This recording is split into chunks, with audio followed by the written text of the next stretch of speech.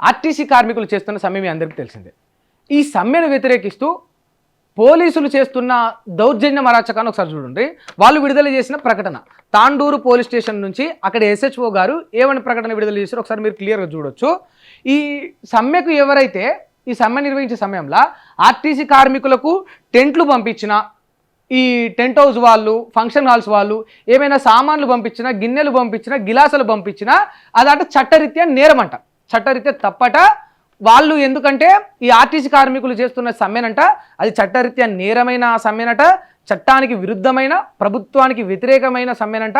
So ఇటువంటి సమ్మెకి ఎవరైతే సామాన్లు కానీ, టెంట్ హౌజులు కానీ, ఇంకేదైనా పనిముట్లు కానీ పంపిస్తే వాళ్ళపైన కూడా చట్టరీత్యా చర్యలు తీసుకోబడతాయని ఇగో తాండూరు ఎస్హెచ్ఓ గారు విడుదల చేసిన ప్రకటన. నేను ఒకటి అడుగుతున్నా, ఈ భారతదేశంలో, ఈ రాజ్యాంగంలో, ఈ వ్యవస్థలో మనకు చట్టం కల్పించింది. ఇప్పుడు మీరు చట్టం గురించి, న్యాయం గురించి, అన్యాయాల గురించి ఈ ప్రకటనలో మాట్లాడారు కనుక నేను అడుగుతున్నా మిమ్మల్ని, ఎస్పెషల్గా తాండూరు పోలీసులను, అంటే నాకు అర్థం కాదు, స్వేచ్ఛా భావ ప్రకటన అనేది ఒకటి ఉంటుంది అని మీకు తెలుసా?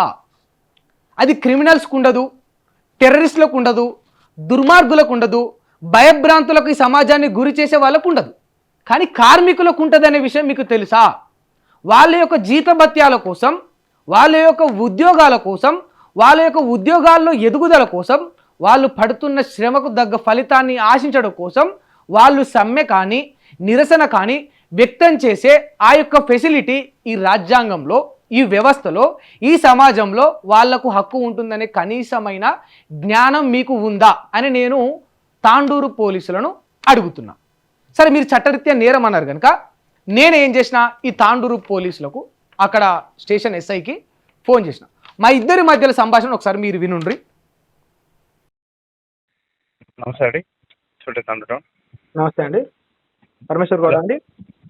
అవును, నమస్తే సార్, నేను జాన్వి సింహాద్రి అండి, మైక్ టీవీ నుంచి మాట్లాడుతున్నా. చెప్పండి. ఇది ప్రకటన విడుదల చేశారు కదండి మీరు ఆర్టీసీ కార్మికుల సమ్మె గురించి, దేనికోసం సార్? ఇది అర్థం కాలేదు. అది మరోసారి చదవండి సార్, అర్థమవుతుంది. అంటే మీ ఉద్దేశం ఏంటి? నేను క్లియర్గానే చదివాను. ఇప్పుడు ఈ టెంట్ హౌస్ వాళ్ళని కావచ్చు, మిగతా వాళ్ళను, ఫంక్షన్ హాల్ వాళ్ళను, వాళ్ళకి టెంట్లు, సామాన్లు ఇవ్వద్దని పెట్టారు కదా. అంటే అది అంటే చట్టబద్ధంగా మీరు అట్లా చెప్పొచ్చా? ఒక చిరు వ్యాపారస్తులకు వ్యాపారం ఎవరికి చేయాలి, ఎవరికి చేయదు, ఎవరికి సప్లై చేయాలని? హలో హలో, చెప్పండి. చెప్పండి సార్, నేను అడుగుతున్నాను కదా, ఈ చట్ట విరుద్ధంగా వాళ్ళు సమ్మె చేస్తున్నారని మీరు పెట్టారు కదా ప్రకటనలో. చట్టబద్ధంగా మరి మీరు అట్లా చెప్పొచ్చా వ్యాపారస్తులకు ఎవరికి సప్లై చేయాలి, ఎవరికి చేయొద్దని? మీరు డైరెక్ట్ రండి సార్, నేను చెప్తా. డైరెక్ట్ ఇప్పుడు ఫోన్ చేశాను కదా, ఇప్పుడు సమాధానం చెప్పండి.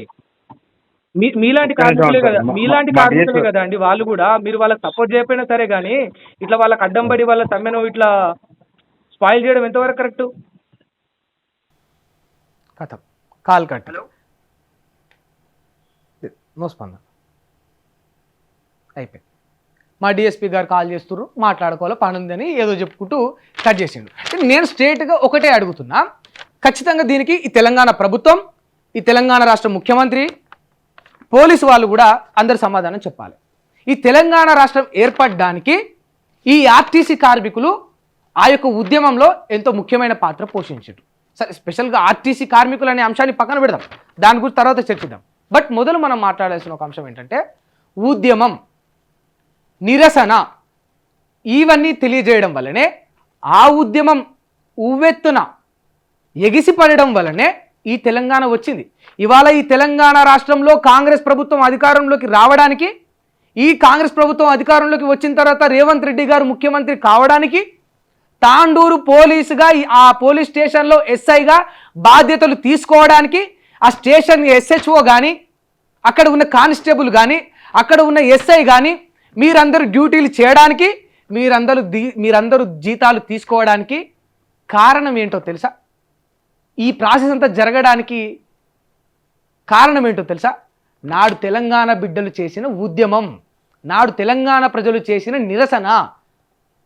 ఈ ఉద్యమాలు, నిరసనలు, దీక్షలు, పోరాటాలు చేస్తేనే కదా మన తెలంగాణ రాష్ట్రం వచ్చింది. వచ్చిన తెలంగాణ రాష్ట్రంలో మీ ప్రభుత్వం ఏర్పడింది, వచ్చిన తెలంగాణ రాష్ట్రంలో మీరు ముఖ్యమంత్రులు అయినరు, వచ్చిన తెలంగాణ రాష్ట్రంలో మీరు ఉద్యోగాలు కొట్టినరు, వచ్చిన తెలంగాణ రాష్ట్రంలో ఆ వచ్చిన ఉద్యోగాల మీద మీరు జీతాలు పొందుతున్నారు. ఇవాళ పోలీసులకు, రాజకీయ నాయకులకు, ముఖ్యమంత్రికి, మంత్రులకు, రోడ్డు రవాణా శాఖ మంత్రివర్యులైన పొన్నం ప్రభాకర్ గారిని అందరిని అడుగుతున్నాను నేను. మీరందరి వాళ్ళ ఏర్పడి ఈ సీట్లలో కూర్చున్నారంటే తెలంగాణ రాష్ట్రం ఏర్పడమే కారణం. తెలంగాణ రాష్ట్రం ఏర్పడడానికి కారణం పోరాటం, ఉద్యమం, నిరసన, దీక్షలు. అంటే మన హక్కుల కోసం మనం పోరాటం చేసుకున్నప్పుడే కదా ఫలితం దక్కుతుంది. మరి ఇప్పుడు ఆర్టీసీ కార్మికులు కూడా పోరాటం చేస్తేనే కదా, నిరసన వ్యక్తం చేస్తేనే కదా వాళ్ళు పడుతున్న శ్రమకు తగ్గ ఫలితం వాళ్ళకు దక్కుతుంది. ఇది నిజం కాదా? ఇది వాస్తవం కాదా? ఎంత క్లియర్గా ఇందులో ఎక్స్ప్లెయిన్ చేశారో ఒకసారి మీరు చూడండి. ఇట్టి సమ్మె పూర్తిగా చట్టవిరుద్ధమైనది మరియు గవర్నమెంట్కు వ్యతిరేకమైనది. ఒక కార్మికుడు తన యొక్క కష్టానికి ఫలితం దక్కాలని చేసే పోరాటం చట్టవిరుద్ధం ఎట్లయితుంది? ఏ సెక్షన్ ప్రకారం అవుతుంది? ఏ రాజ్యాంగం చెప్తున్నది? ఎవరు రాసిండ్రు? అది రేవంత్ రెడ్డి రాజ్యాంగమా, కాంగ్రెస్ రాజ్యాంగమా, తాండూరు పోలీసుల రాజ్యాంగమా? మాకు తెలవాలి. ఒక కార్మికుడికి, ఒక శ్రామికుడికి హక్కు ఉంటుంది, భావ ప్రకటన హక్కు ఉంటుంది.